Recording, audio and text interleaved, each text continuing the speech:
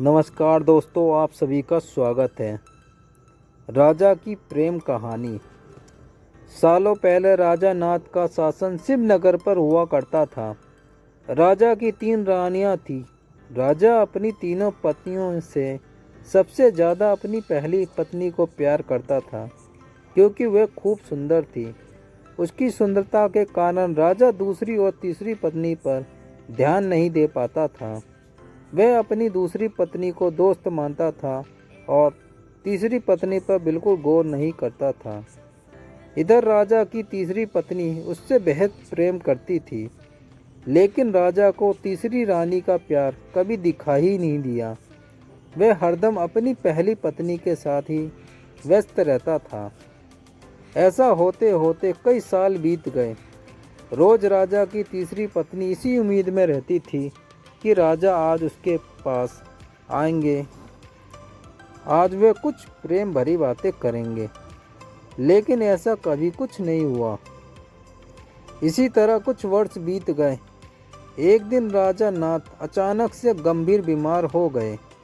उनकी तबीयत देखते ही देखते खराब होती गई और उनके जीवित रहने की उम्मीद कम हो गई। तब राजा ने अपने पहली पत्नी को बुलावा भेजा।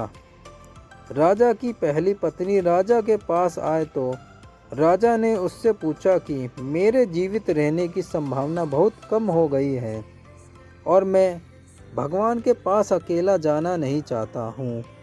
क्या तुम मेरे साथ चलोगी?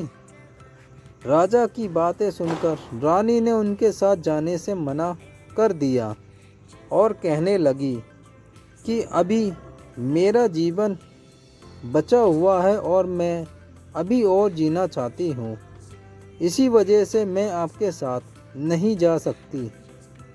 ऐसा कहकर पहली रानी राजा के कमरे से बाहर चली गई। तब राजा दूसरी रानी को बुलाने के लिए कहता है। दूसरी रानी को जब पता चलता है कि राजा अपने अंतिम क्षण में है और वह अपने साथ अपनी पत्नी को लेकर जाना चाहते हैं, तो वह राजा को पास जाने से ही मना कर देती है। अपनी दोनों प्रिय रानी से निराश होकर राजा ने सोचा कि मैंने कभी अपनी तीसरी पत्नी को समय नहीं दिया और ना ही उस पर प्यार जताया। अब मैं उसे कैसे बुला सकता हूँ? राजा ऐसा सोच ही रहे थे, तभी तीसरी रानी बिना बुलाए राजा के पास पहुँच गई। तीसरी रानी को राजा की इच्छा पता होती है, इसलिए वह सीधे राजा से कहती है, स्वामी मैं आपके साथ चलने के लिए तैयार हूँ। रानी की बात सुनकर राजा को बहुत खुशी हुई। साथ ही उन्हें ये निराश हुई कि उसने सारी जिंदगी उस रानी से ठीक तरह से प्यार नहीं जताया, लेकिन यही मुझसे सबसे ज़्यादा प्रेम करती है। उसी वक्त राजगुरु एक जाने माने वैद्य को लेकर आते हैं, जो राजा की तबीयत को ठीक कर देता है। राजा ठीक होते ही अपनी तीसरी रानी से प्रेम करने लगा।